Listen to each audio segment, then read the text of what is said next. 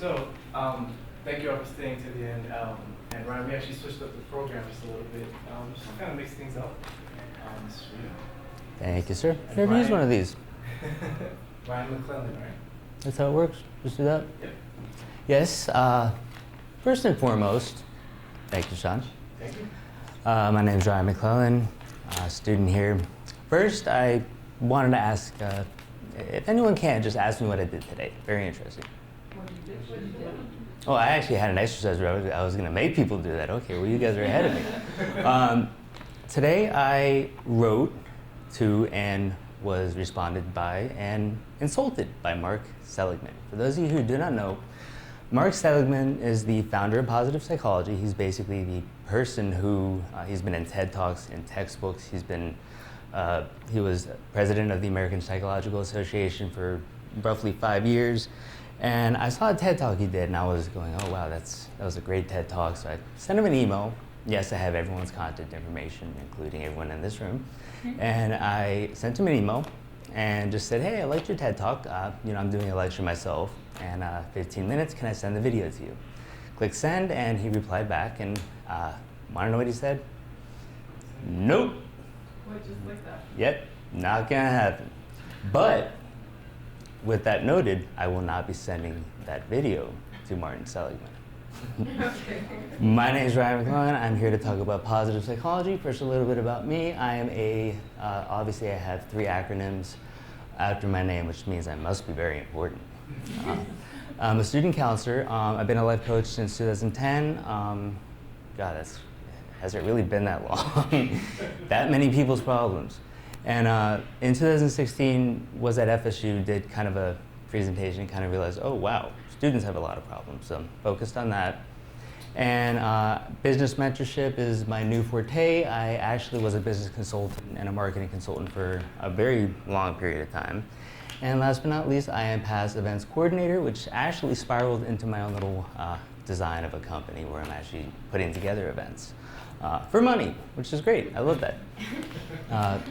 And today I'm here to talk about positive psychology.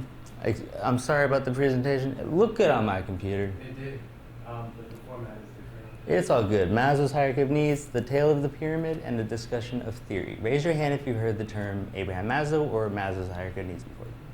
Good, we are psych majors. I've determined that. First, let me talk about what positive psychology is and what it isn't. Everyone kind of has this predisposition to believe that positive psychology is optimism, being happy, just doing everything that can possibly bring pleasure. That's exactly the opposite of what it is. It's actually about personal growth. It's about getting to a point where you can be optimistic, changing perspectives, not viewing life through a lens of, flowers and roses and all that, but being able to adapt to the world, being able to recognize, as Martin Seligman said, it's focusing on the good, but not ignoring the negative, not ignoring what might be wrong in the situation that you're in, and also trying to fix that problem. A lot of people have that predisposition. Now, with that said, here to talk about positive psychology, and we are here to talk about Maslow's Hierarchy of Needs. Starts off kind of boring, and I'm just going to be discussing a pyramid. As you can see, here's a picture of Abraham Maslow. Love it because he looks so grumpy. And if you know what Maslow's Hierarchy of Needs before, you've seen this pyramid before. Now, the actual text on this side of it is actually kind of I read it yesterday. I kind of just found the image and just put it up, and I realized the image is kind of a little weird. But basically what it is it's 4 tiers on a pyramid that you have to reach to get to the top, which is self-actualization. First, what is self-actualization? It's really being the best that you can be, seeking intellectual advancement, cognitive advancement, being able to put yourself into a situation where you feel like you are able to examine new opportunities, to go about and try new things, to gain new experiences. It was in 1954, Abraham Maslow actually said in terms of positive psychology, if you reach those bottom 4 tiers in the order that they're given, you will reach self-actualization. Now I'm going to go over the tiers real quick, and then we get to the fun stuff. So, first and foremost, physiological needs, that's breathing, food, sleep, water, basic needs. You put sex, kind of Freudian in my opinion, but After that is safety, which is, all those are weird, but it's really actually just having clothes, having a blanket, having a roof over your head, having a jacket when you're cold. Basic needs. That's what those two are kind of clumped together as. They're really considered basic needs.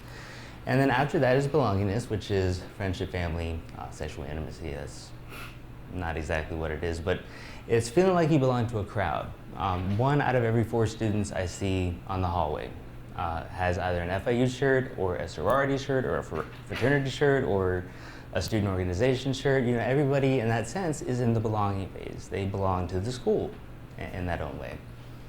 You belong to enough people, you get self-esteem, feel good about yourself. You're happy. You're well off. Once you get to that, you could be self-actualized. Now, I first heard of this term when I was in high school. It was like 2006, I think. And I said, wow, I was the only kid in the AP Psychology Club, only kid in the AP Psychology class, and it was the only class I still had an A in. And over the years, I've realized, wow, this really does make a lot of sense. It really is true that if you can reach those bottom 4 tiers, you will reach a point where you feel really just omnipotent, almost to the point of you have endless opportunities ahead of you. Water break real quick. Sorry. Medication, dry mouth. I hate it. I had to drink water all the time. I always had to pee.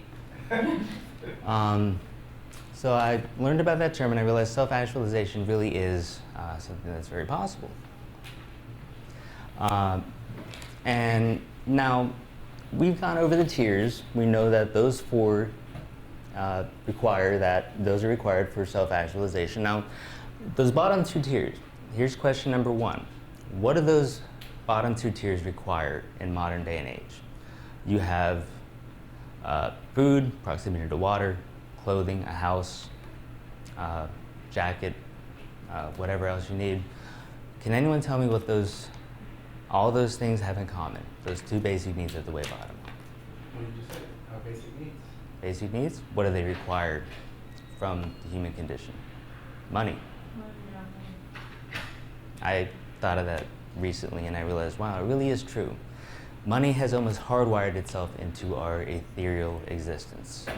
And there's 2 theories behind this. One is either, think about this, currency was invented in 5000 BC, 7,000 years ago roughly. Is it possible that we have hardwired ourselves in a short 7,000 year period to actually experience the same emotions of, let's put it this way, when you have money, you feel good. The same chemicals in the brain, ironically, and this is kind of funny, the same chemicals released during a sexual orgasm are the same kind of chemicals in your brain, same exact ones. They've done studies that are released.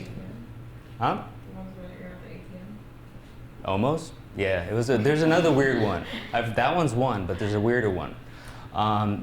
The same chemicals released during a sexual orgasm are released when you buy that pair of jeans. Now, obviously not the same intensity. You're not going, oh God, when you buy a pair of jeans. But, but it is the same chemicals: glycerin, oxytocin, serotonin, dopamine, norepinephrine, noradrenaline, GABA, endorphins, all that. All released during the same thing as having money. Is it possible that our brains have actually hardwired themselves to believe on a chemical level from birth, maybe not from birth, but from a later on age, that when we have money, we feel like we are able to meet those 2 basic needs? And from there, we climb the pyramid to self-actualization. Now, second question, how is it that you can have all the money in the world and not be happy? Why is it that suicide rates are highest among high-income individuals? Why is it that we could have all the money in the world and not reach belonging or esteem, which leads to self-actualization? It's because I've spent 12 years in business. You know Shark Tank? Anyone see Shark Tank, the show? Everyone's seen that show. You know how those guys never smile? And they're just all about money and greed and power and privilege?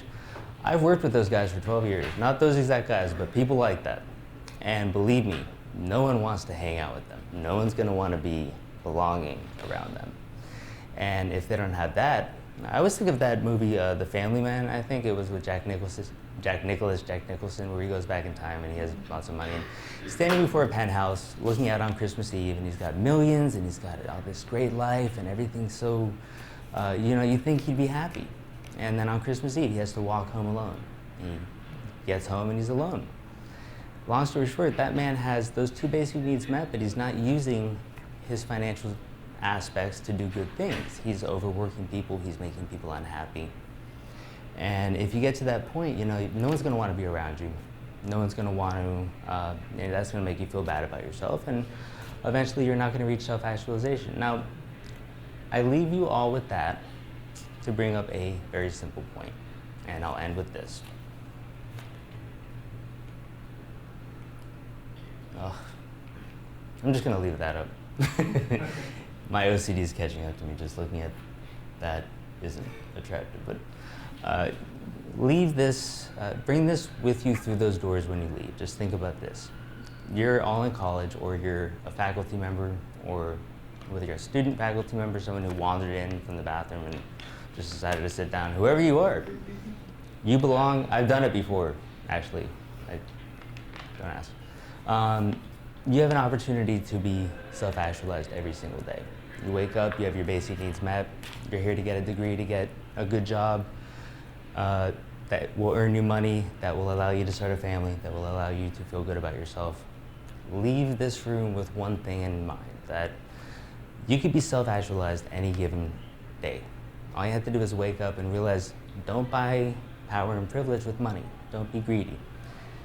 Be here, belong to the school that you are in. FIU is a great school. I've only been here 2 semesters. I love it. It's night and day. And like I said, all you have to do is look to the person next to you. If you don't have a group of friends or supporting, a supportive family, look to the left, look to the right, any given day, in a classroom, in a lab, walking around the GC pit, just walking. Turn to the left and just shake someone's hand, introduce yourself. There, you now belong to this school. And you have the opportunity to do that every single day. All you have to do is just meet those basic needs, belong to a crowd, or belong to a supporting group of people, or even just one friend. I have one best friend. That's all I need. And a great family. That's all I need. That makes me feel good, and that makes me self-actualized every day, which in itself, in my opinion, is the cornerstone of human evolution. So thank you for your time, guys.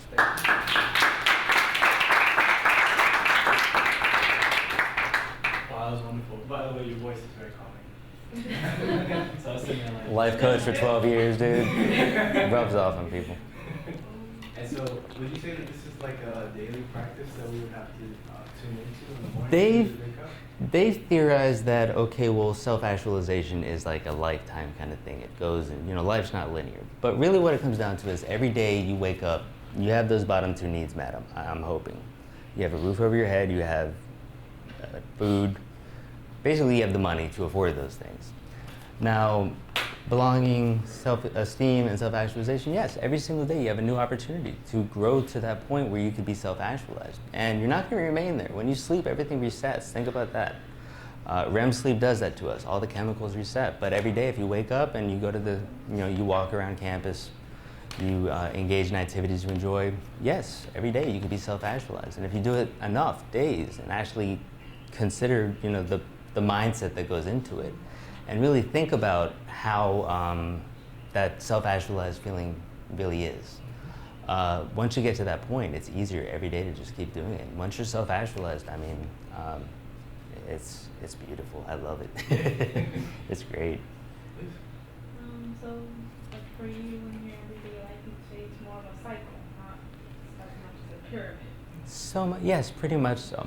Now, on certain days, you might not have as much money. There was a day when I was coming back from the gym and I didn't have enough cash. I don't know why I didn't just charge it, but I wanted a McDonald's really bad. I wanted a McGriddle. I'm sorry, I just wanted a McGriddle. And I didn't have cash, and I realized, wow, okay, I feel bad. And then I realized that whole day, I didn't reach self-actualization. I didn't feel like I belonged, and that's when I didn't feel happy about myself. One McGriddle?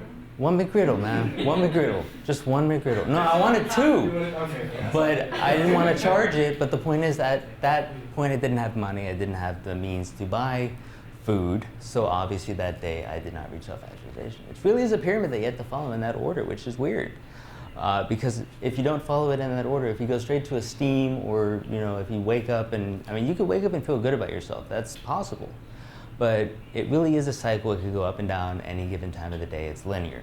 Yeah, that's fascinating you point that out, because this morning I eat, and then I'm like, okay, I'm getting ready, and then I start thinking about my family. Exactly. I get a text message or email, and I drop down like, dang, I need to bathroom. Exactly. I like little exercise you could. Yeah, dude, that's. Little exercise you could do is every time you're feeling good or bad, or just even 3 times a day, or just once a day or once a week, just think to yourself, what tier am I in today? Where am I right now? How can I go ahead to get to the next? Now, I've had an example. I forgot what it was, but I guess the McGriddle story is good enough, right? Yeah. Like, my McGriddle. Thank you, Sean. Give it up for Ryan and all of our speakers. For you, sir. Thank you. I'm a big fan of clapping and praise. And that's what One thing about this, it's like super interesting. So, does everyone know who Jeff Bezos is? I've heard the name. The Amazon dude, right? Like the richest guy ever. So, I've seen this guy in person. He came to my job, and I feel like this is totally his pyramid, because okay, so everyone was super excited. He was coming, and we're like, oh my God, he's gonna tip us all $1,000 each. We're like ready for it. No, this guy came in dressed in like some slacks and like an old beat up baseball cap. Like this is like, he has like billions of that. His wife took half and gave away half of the half that she got. He's still richer than the school. Like, you know what I mean? Yeah. He has a lot of money.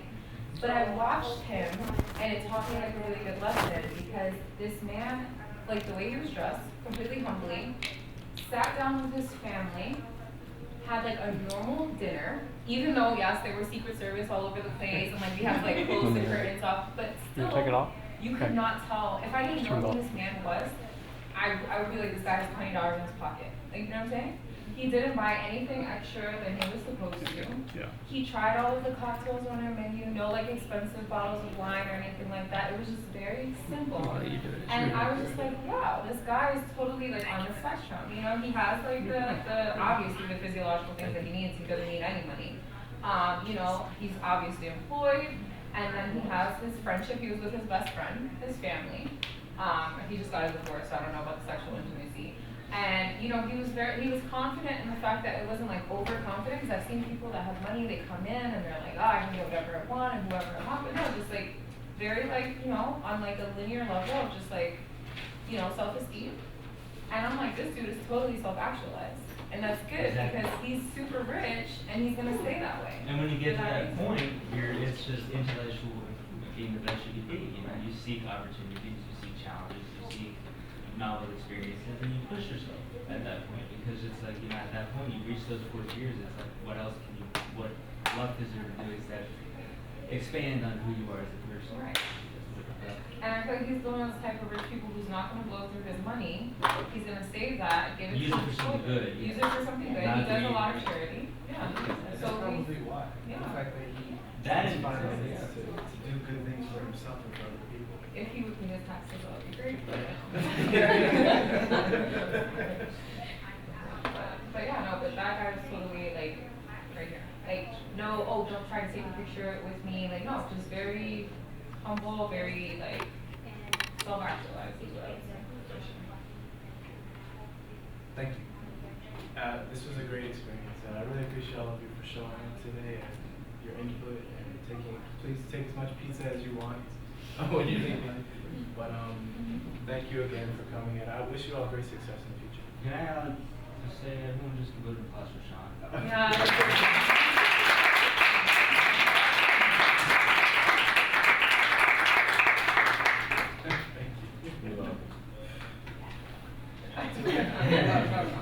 The clicker, I don't know what to do. I'm usually behind the camera. Pretty like in Seymour's.